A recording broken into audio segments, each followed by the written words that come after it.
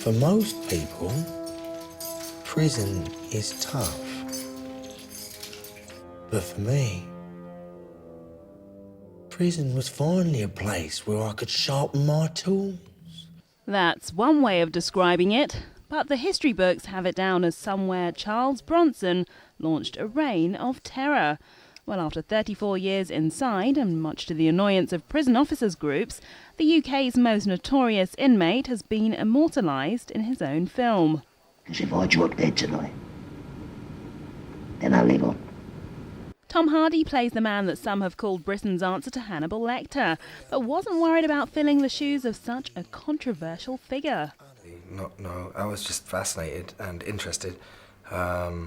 And nervous of other things, but not about playing him. No, not at all. I mean, you got to remember, for an actor, there's two sides to this, isn't there? There's my vanity and my ego that says, oh, if I bulk up and put some weight on and do a film where I'm kicking people and stuff, people are going to take notice of my career.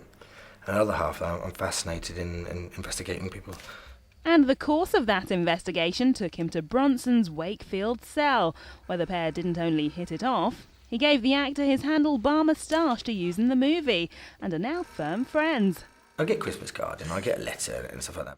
He constantly pulled the rug from under my feet and surprised me with his generosity and tact and humour and humility and his warmth, actually. First jailed in 1974 for stealing just £26 and 18p, his sentence was repeatedly extended for his crimes behind bars, including grievous bodily harm, not to mention a dozen or so hostage situations.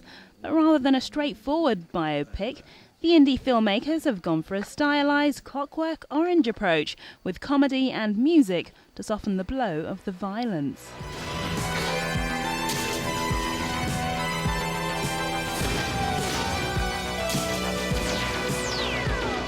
It all adds up to a brave performance by Mr. Hardy, who not only put on 2.5 stone for the role, but gets inside the mind and mannerisms of the career criminal. On the other hand, it's hard to ignore the voices of those who say they're still traumatised by Bronson's actions. So, like it or not, for the man who always wanted fame... Going on holiday? No. Something better than that, I'm going to make a name for myself. It looks like he got his wish.